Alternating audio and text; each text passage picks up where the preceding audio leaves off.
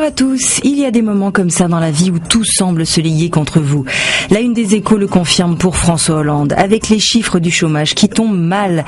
Plus de 30 000 chômeurs de plus en février, une nouvelle claque pour le gouvernement qui dit avoir entendu le besoin de justice sociale des Français.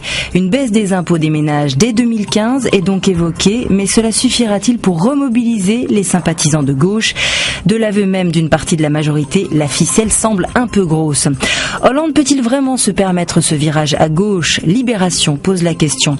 La réalité du moment est complexe pour François Hollande, qui doit donner des signes aux classes populaires, tentées par un vote extrême, mais aussi garder le cap social-démocrate choisi en janvier, sous peine d'être taxé d'incohérence. Une incohérence déjà bien sous-entendue à la une du Figaro avec Paul-Henri Dulimbert, qui se demande s'il y a un pilote dans l'avion.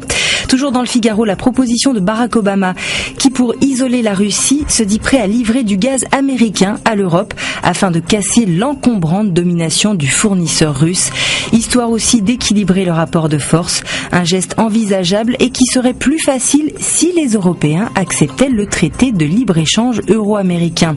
Ce qui fait dire à Dominique Quignot dans La Croix que l'intérêt forcé de Barack Obama à l'égard du continent européen rejoint au fond les préoccupations du Chinois Xi Jinping, à savoir les affaires.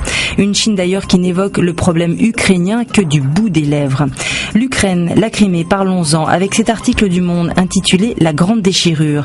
Comme en Yougoslavie, il faut choisir être pro-ukrainien ou pro-russe. Pas de place pour l'entre-deux. Comme la société est mélangée, des familles s'étripent, des amitiés se rompent. Une grande déchirure sépare désormais la Crimée en deux camps hostiles, écrit l'envoyé spécial du Monde. On a beaucoup parlé de la Chine ces derniers jours et des contrats à hauteur de 18 milliards d'euros signés avec la France. Toujours dans Le Monde, on lira cette tribune de Jean-Philippe Béja, directeur de recherche au CNRS et spécialiste de la Chine, qui évoque ces dissidents ordinaires, victimes du régime de Xi Jinping. Il serait bon, écrit-il, que François Hollande rappelle à son homologue chinois qu'aucune modernisation économique ne peut être fondée sur un recul des libertés fondamentales. Et comme en écho à ces propos, on verra ce dessin de Willem dans Libération. Face à cette actualité, il y a de quoi en avoir plein le dos. Aujourd'hui en France, nous apprenons que 10% de la population mondiale souffre du mal de dos. C'est la principale cause d'incapacité dans le monde. Heureusement, nous dit le journal, une solution se dessine peut-être avec un implant anti-lombalgie qui stimule électriquement les nerfs responsables des douleurs lombaires, une sorte de pacemaker du dos qui a déjà été testé avec succès sur des patients. Une avancée qui a inspiré Rançon pour son dessin du jour.